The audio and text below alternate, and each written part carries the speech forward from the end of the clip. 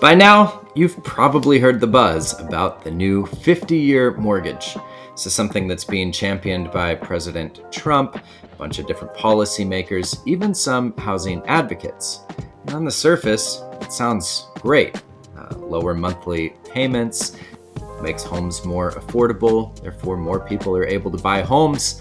What's not to love? But of course, with any sort of policy decision, well, there's always a downside. So in this video, we are going to explore, does the 50-year mortgage make any sense? Does it actually help with housing affordability? And if it does make sense, who is this actually for? If you're new here, welcome to the channel. My name is Nick. This is the DIY Homebuyer Academy. I am a realtor who has gone rogue and is now teaching you how to represent yourself and reduce transaction fees significantly, saving you tens of thousands of dollars on your next home. If that's the kind of thing you're even remotely into, please hit that subscribe button.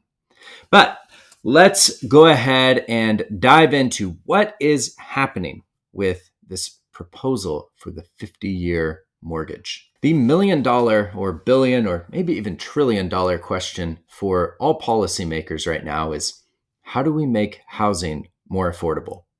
Unfortunately, there are no easy answers to this question, but one of the levers that policymakers want to pull is, well, if we could make it easier for people to afford the monthly costs of a home, well, housing becomes more affordable, right?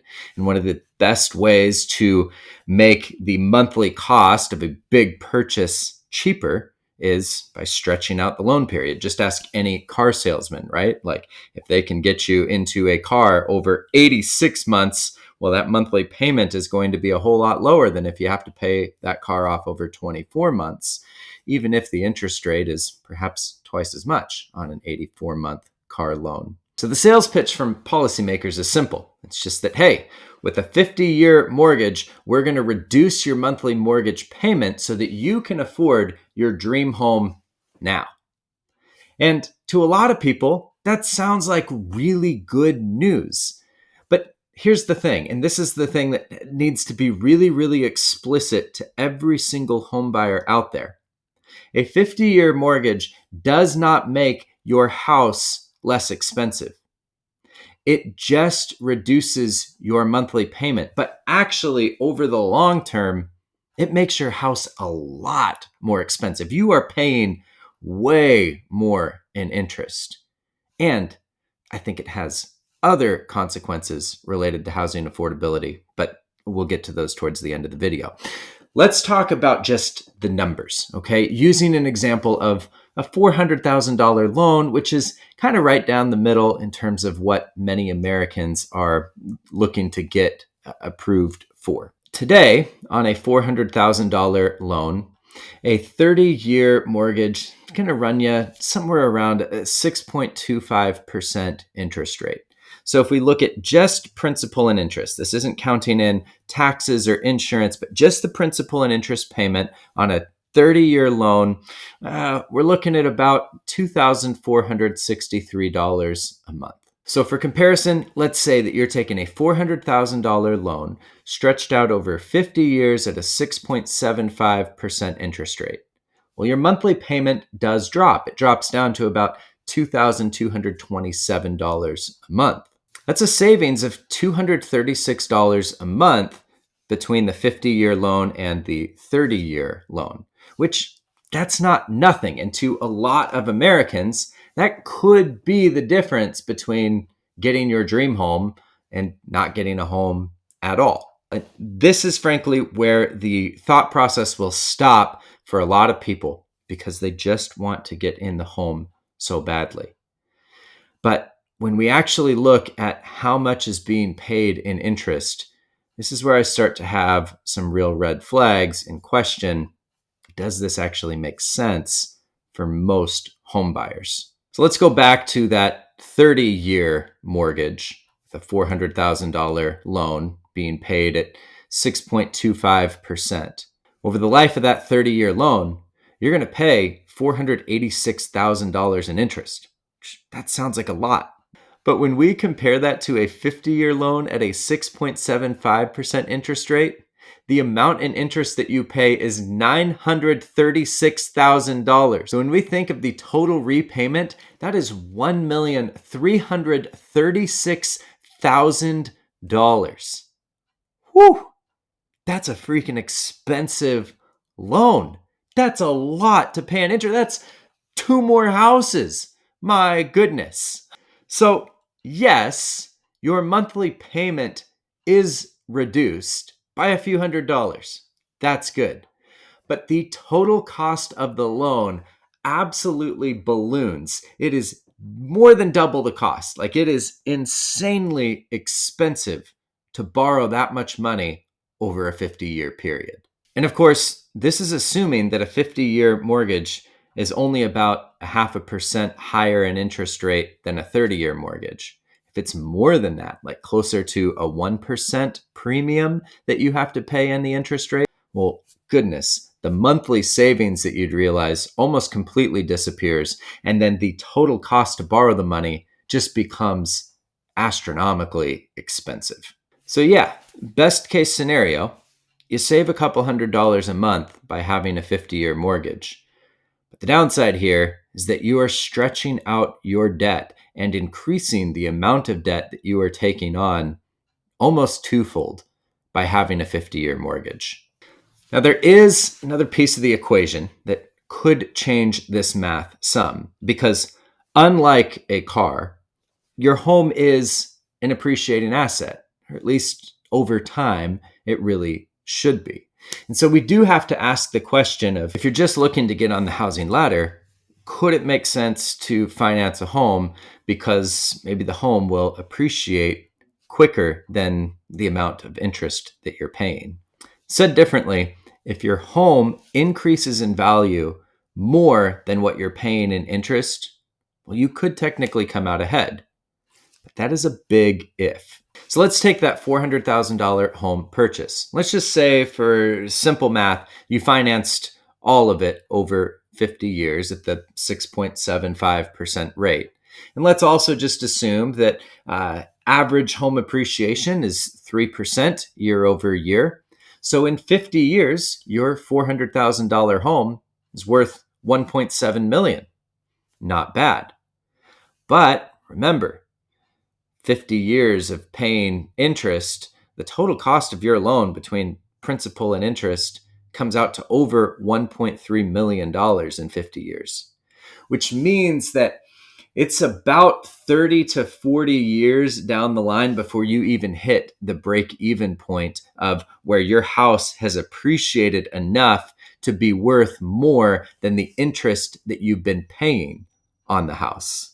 Which is to say that for most people, they're not going to build equity in their house quickly enough for a 50-year mortgage to make sense. So from an investment standpoint, you are paying so much in interest, especially with the way that mortgages are amortized, so that for the first half of the life of your loan, the majority of your monthly payment is going to interest payments, not principal, which means you're not building equity in the home quickly enough to really realize any appreciation in your home for like 30 to 40 years, which is a problem because most home buyers don't stay in their home that long. Most homeowners only stay 7 to 10 years before they move on to their next home.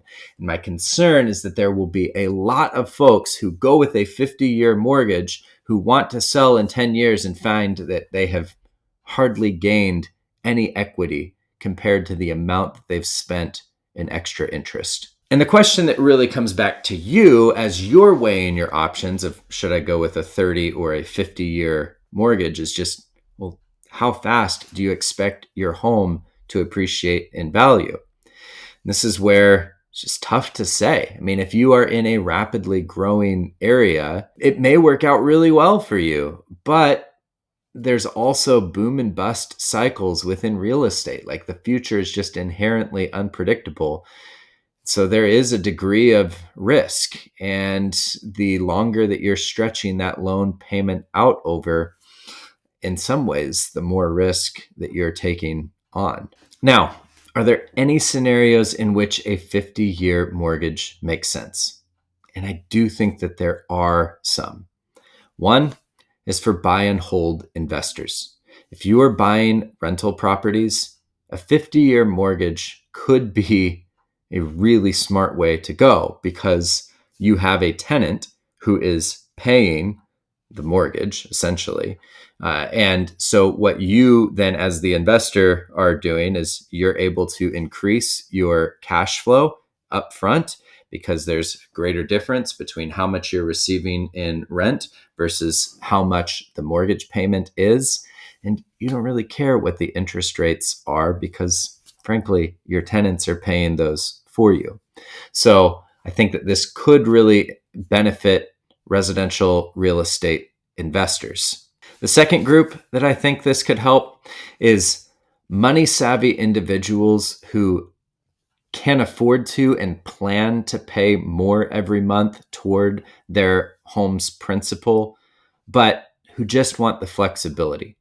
So let's just say you could easily qualify for a 30-year mortgage and you plan every month to spend an extra $200 to $400 to pay down the principal. So you have no plans of it taking you a full 50 years. But every now and again, you just want the flexibility so that if you have a down year financially, or you want to travel and have a little bit of extra savings, you could pay a few $100s less towards your mortgage at strategic times. Now, I don't think there are many people that plan their finances that well, but if you're one of those, the 50-year mortgage could be a good way to go. And the third and final category of folks that I think the 50-year mortgage could be good for is younger or first-time homebuyers who have a real plan to refinance their home within a few years as soon as rates drop, so that they don't look at the 50-year mortgage as the end-all be-all. It's simply a way to help them get on the housing ladder, recognize that for the first couple years that they're in the home, they're not going to be building any equity because they're just going to be paying interest payments essentially. But they're banking on interest rates coming down so that in a couple of years, they can refi into a 30-year or a 15-year loan product where they're able to build equity more quickly. But if you're a home buyer who is looking at a 50-year mortgage and you're planning on just paying the bare minimum and just coasting along, let me tell you, you are in for a long, long ride. And it's a ride that's going to be very expensive, potentially very painful once you get to the end of it. And here's the real truth of the issue. When it comes to housing affordability, America doesn't have a financing issue. We have a housing supply issue. If we really want to solve affordable housing in America, supply is what we need to figure out. That is a much harder problem to solve than simply trying to pull some levers on the financing piece. And of course, for policymakers and presidents, well, it looks like an easy lever to pull because it's a quick win. It takes the immediate pressure off of some potential home buyers. But long term, we may actually be doing more damage to the housing market. Because here's what happens when we open up 50-year loans and qualify more people for more houses. Well, it tends to push housing prices up, not down. When you have more people competing for the same limited supply of goods, supply and demand says those goods become more expensive. So while we may solve one problem temporarily by reducing the monthly cost of housing by stretching out a loan period, I think we're opening the door to a much larger problem, which is making houses a whole lot more expensive. I'm just not sure that's a door that we want to open, especially when housing affordability is currently at like an all-time low. So, should you take a 50-year mortgage if it becomes available? Probably not. Unless you have a really clear plan and strategy for why that 50-year loan makes more sense, because you're either going to use it for investment purposes, pay it down faster, or you know that you're going to refi out of it in a couple of years.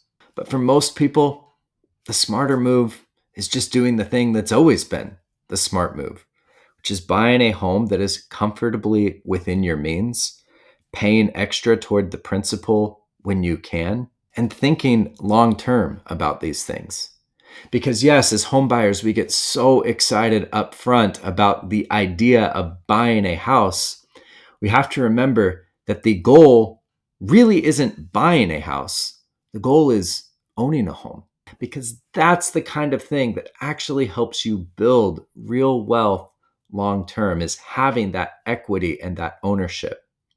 I think that while 50-year mortgages may initially help more people buy homes, I think it actually gets us further from the dream of true home ownership and wealth building through real estate. So if you found this helpful, do me a favor, subscribe to the channel, like the video, leave a comment, and the ultimate is if you share this with somebody who you think would also benefit from the content. I teach home buyers how to navigate the home buying process without a traditional buyer's agent, saving them tens of thousands of dollars in the process. Of course, if that's something that you're into, follow the links in the description below. Shoot me an email, nick@diyhomebuyeracademy.com. I would love to connect with you. We'll see you in the next one. And in the meantime, happy home buying.